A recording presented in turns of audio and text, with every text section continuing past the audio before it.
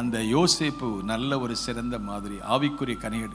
அவர் யோசேப்பு யாக்கோபை ஆஸ்வதிக்கும் போது யோசேப்பு கனி தரும் செடி, அவன் கனி கொடுக்கிற செடி. என்ன கனியை கொடுக்கிறான்? அவன் ஆவிக்குரிய கனிகளை கொடுத்தான். அண்ணன்மாரெல்லாம் அவனை தூக்கி குழியில் போட்டு நமக்கு எல்லாருக்கும் தெரியும். அவன் கர்த்தருக்கு பயந்து எல்லா இடங்களிலையும், குழியிலையும் ஆவிக்குரிய கனியை பார்க்குறோம், சிறையிலையும் ஆவிக்குரிய கனியை பார்க்குறோம், பாவம் செய்யக்கூடிய சூழ்நிலையும் ஆவிக்குரிய கனியை பார்க்குறோம்.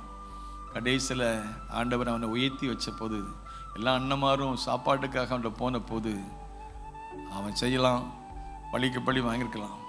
பழி வாங்குதல் கர்த்தருக்குரியது. யோசேப்பு பழி வாங்குவதற்கு வாய்ப்பு கிடைத்தது. அவங்கெல்லாம் பயந்தாங்க. யோசேப்புன்னு அவன் அறிந்து கொண்ட போது நம்ம அவனுக்கு விரோதமாக செய்ய எல்லாத்துக்கும் நம்ம பழி வாங்குவோன்னு நினைச்சாங்க. ஆனால் அதுக்கு யோசேப்பு சொன்ன ஒரு வார்த்தை 50:20, நீங்கள் எனக்கு என்ன செஞ்சீங்க? தேவனோ அதை என்ன செய்கிறாரு? வெகு ஜனங்களை உயிரோடு காக்கும்படி அதை தேவன் நன்மையாக மாற பண்ணினார். கரங்களை திரை கர்த்தர்